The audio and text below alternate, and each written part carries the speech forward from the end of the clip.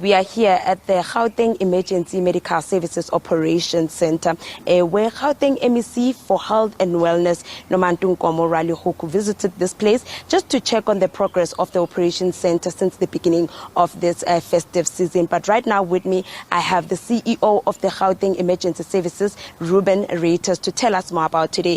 Thank you so much for your time, Dr. Reiters. Can you please tell us about the turnaround time and the capacity to respond or to handle the pressure during the festive season? Yeah, so what we've been observing is our turnaround time in terms of our response time to the community has indeed increase and improve, because what we have done is all the managers that were normally in office administratively, we've also now deployed them to be operational, and with that strategy we managed to increase our resources. Where we normally used to roster about 396 ambulances, now over the period we are registering average of about 425 ambulances out there in the province. So meaning that we can get quicker to the incidents, and also our strategies that we've put in place in terms of monitoring and trying to be efficient is also adding up, where now we're using technology to make sure that we dispatch the closest resource to the emergency that has been reported to our center.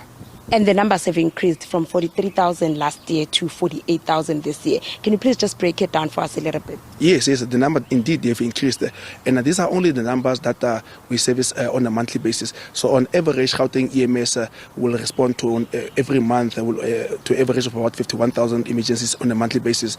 But in December, we're likely to see a slight dip in mainly the medical cases and so on.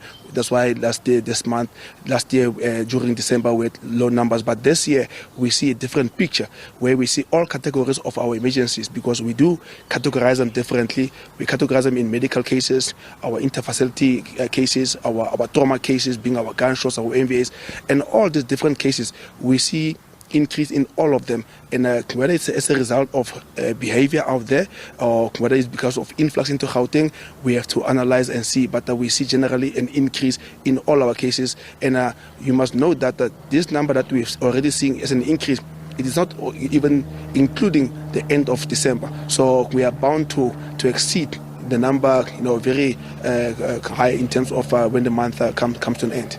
And when it comes to hotspot areas, how do you make sure that when you deploy your team to hotspot areas, how do you make sure that they are safe when they go there? Yes, the hotspots are one of the very sensitive matters, because this is where the areas that also contributes to our response time not being what we desire it to be, because we have to wait for our law enforcement agencies to escort us. So what we have done is we have mapped out all the areas in all districts where our paramedics have been marked or robbed, and we then classify them as hotspots where we require SAPS.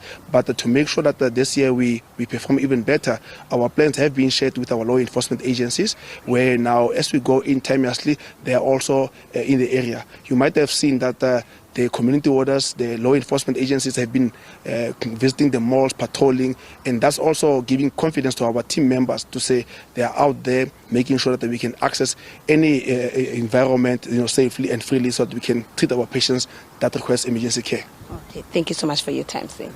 Thank you. Well, indeed, the numbers have increased from 43,000 in 2023 to 48,000 in 2024. However, the department says that the emergency services says that they are prepared to respond to the high pressure during this festive season. And we know that over 4,000 emergency personnel have been deployed to assist during this festive season.